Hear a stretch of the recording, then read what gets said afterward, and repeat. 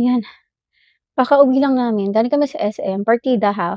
Ordinaryong araw ngayon, Monday at, medyo marami pa rin talagang tao kasi nga magka-Christmas na sa Thursday this week. At, ito yung pinaka sana ang ating last haul shopping this, 2025. Na-miss ko mag-haul. So, ayan from BLK at, konti lang pinag-shopping ko kasi personal nga tsaka sa iba dito sa family namin. Yung iba mga pamangkin ko, yung mga kakilala ko, matagal ko na silang pinag-iipunan paunti-unti tsaka sila mga nanggagaling sa mga affiliate products ko, yun yung talaga pinamimigay ko. Talagang nakalaan na yun at, planado na yun if in 6 months pinaplano ko na yung mga ipamimigay ko. So, hindi ako biglaan ng isang gastos para hindi talaga mabigat sa bulsa. So, eto, actually hindi 'to sa'kin kaya lang nadumihan na. Eto free lang 'to, ha. Ayan, nadumihan na agad kasi excited si Aliana na buksan 'to. Naka-plastic siya individually. Ayan, so binuksan niya sa Greenwich, ano kami, nag-Greenwich kami kanina kasi favorite niya. 'To free lang 'to from BLK kapag isang buong receipt. Ayan, nakapag-ano ka, accumulate ka ng gano'ng amount. So, ito yung mga binili ni Aliana kasi yung silicone holder or bag, pouch, kasama na yan actually, hindi siya free. At ito naman ay, pupuwede siyang pang-brush sa face kapag nagfa-facial wash kayo at ito yung set na siya. Ito yung for blush on, I think this is for concealer. Ito yung, for eyes din. Ito yung for powder set at ito naman for foundation. Eto kay Aliana, bumili siya ng concealer.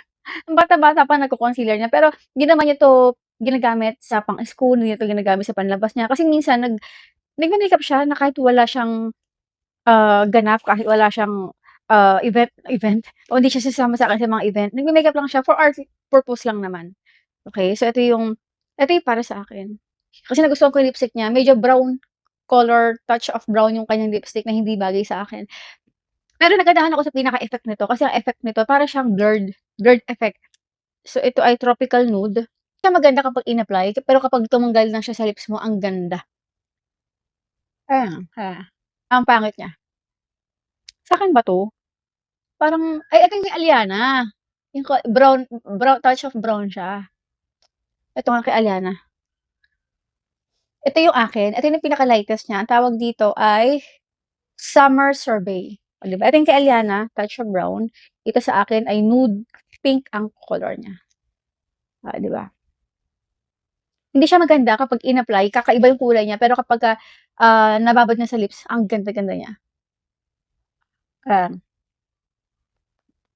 Watery siya, hindi siya cream, kaya ang pangit ng application niya. Pero, kapag tumagal na sa lips mo, kakapit talaga siya. Okay, so mamaya babalikan natin 'to. Ito yung akin, eto kay Aliana rin. Ito yung akma sa skin tone niya, medyo mas dark yung skin niya. Pero kapag ginagamit ko 'to, akma din sa skin ko, ewan ko kung bakit. Ayan, so tingnan niyo. Tingnan natin yung foundation ni Aliana, 'di ba babata pa nagfo-foundation. Kasi kaya ko 'to binili. Ano sila 'di ba kapag December, may madami nilang mga freebies tsaka discount, 20% to 50% off talaga sila. Oo, 'di ba? Ganda. Magkano ang worth nito? Siguro nasa 1,000 plus 'to, itong pouch na 'to. Ito, nadaan din ako sa Watson, ito yung binili ko, kasi napapansin ko yung nagkakaedad ako. Nag-turn ako ng 40, super dry na ng lips ko, kaya bumili na ako nito. Nivea Repair and Care. Ito naman iba, BLK din pala 'to. Ito, BLK siya. Kaya pala binigyan ako ng pouch free. So, yung tatlong pinili niya, bestseller siya, pero yung tatlong yun wala akong napili kasi tsaka yung isa doon, ang sweet ng pagkakaamoy ko, hindi kami tugma sa edad ko siguro. Eto yung talagang napili ko. Ang scent nito ay Alfresco Summer. So, ito may 50 ml, 100 ml, at ang napili ko ay 50 ml. Ayan. Spray ba 'to? Paano spray? Yan, spray siya. Eh, hmm.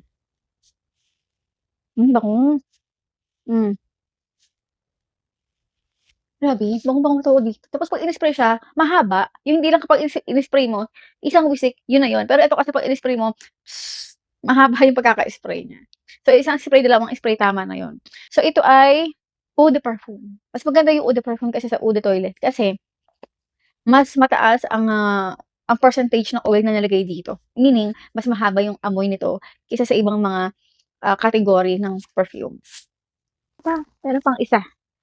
Ito naman, ito BLK Skin din pala 'to. So ito, ah, ito naman, kasi balak ko recently bumili ng makeup remover. Pero kasi kapag nag-makeup remover ako, kailangan ko rin mag-wash ng face.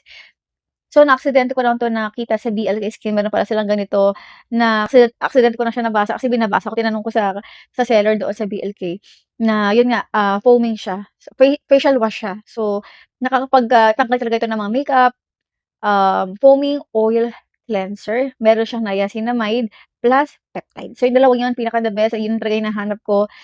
Perfect sa 100% ito talaga yung hinahanap ko sa isang product ko. Talagang all-in-one na siya, makeup cleanser, makeup remover, at nakakapagpaganda pa rin siya ng skin. Ayan, so kaysa sa bumili ako ng separate na cream ng makeup remover, ito na lang, facial na. And anyway, bago ako matulog talagang nagfa-facial, naglilinis talaga ako ng katawan, mukha, importante. Wala na akong na-miss, wala na. Yun lang, this is all from BLK. Ito naman, napadaan kami sa The Body Shop. So ito yung reregalo ko. Actually, dapat sa akin 'to. Pero naghahanap lang talaga ako ng cream sa kamay tsaka sa body. Mahilig kasi akong kasi nga 40s na ako, so super dry na ng mga skin natin, 'di ba, aminin naman natin talaga 'yan.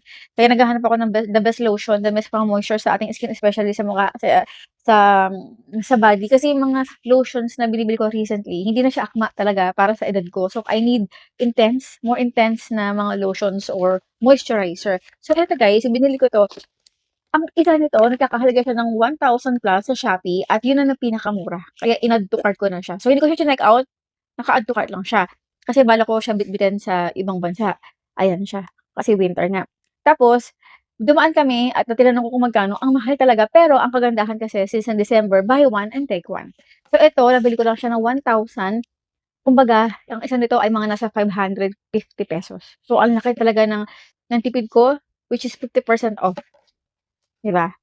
So, isa sa'kin, isa sa kapatid ko, regalo ko sa kanya. At, tatlo lang naman binili ko. Ay, 4 pala.